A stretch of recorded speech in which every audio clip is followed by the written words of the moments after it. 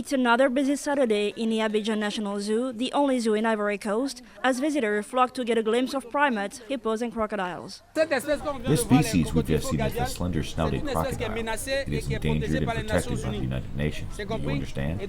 So we must protect them.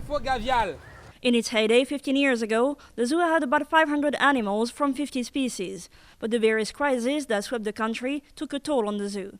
During the post-election violence in 2010 and 2011, a third of the animals died of hunger.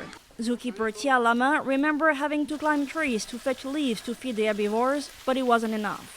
We lost a lot of animals. There was no food. We couldn't go out to get some. There was a lot of damages. We lost 6 lions.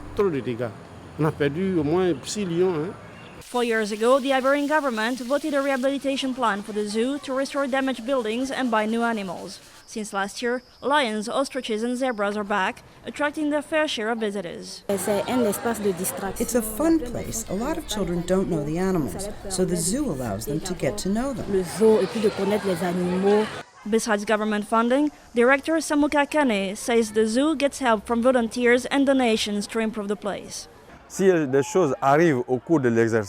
If you have unexpected things happening that are not planned in the budget, financing can be a problem. So in some cases, donations help us with some rehabilitations.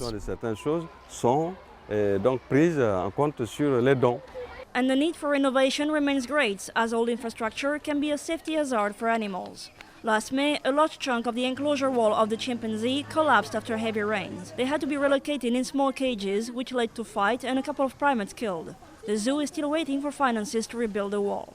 Despite its limited funds, the zoo entrance fees hasn't changed in over a decade, between 10 and 50 cents per person. Kane says it is because the zoo is attached to its social role. I walk around in the park and listen to the visitors. I can tell that people are realizing more and more that animals are useful and are not only for eating, but are also part of our environment. Future plans include the opening of a children's zoo, as well as a restaurant and a gift shop. Emilie Iob for VOA News in Abidjan.